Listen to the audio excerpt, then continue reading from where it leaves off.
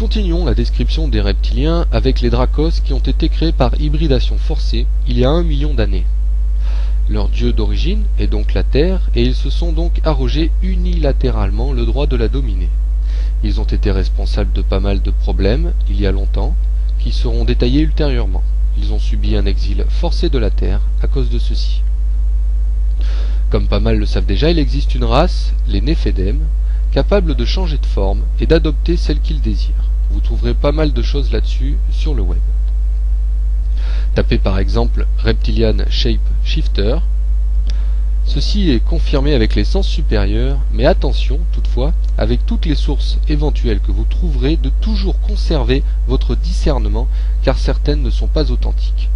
Ce qui ne veut pas dire que tout ce qui apparaît comme extravagant doivent être d'emblée rejetés, mais plutôt dans le sens de confronter divers points de vue proposés que vous trouverez.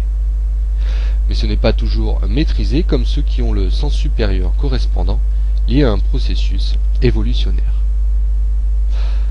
Ils ont donc infiltré l'Amérique, nord et sud, et en particulier le Brésil, Cuba, le sud des USA, souvenez-vous de la guerre de sécession, et l'affiliation des Illuminati sudistes dans un message précédent, mais aussi l'Afrique, le Moyen-Orient, l'Égypte, l'Australie, l'Angleterre, l'Espagne et le Portugal.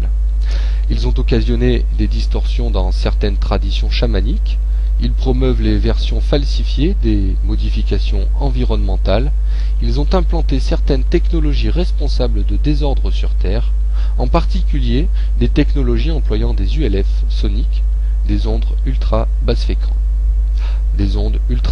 fréquence. Ils utilisent des projections astrales pour inciter à du sexe astral. Nous constatons hélas que pas mal de personnes encensent de telles pratiques car ça procure de super entre guillemets sensations, mais qui permet d'installer des implants dans le corps astral des participants.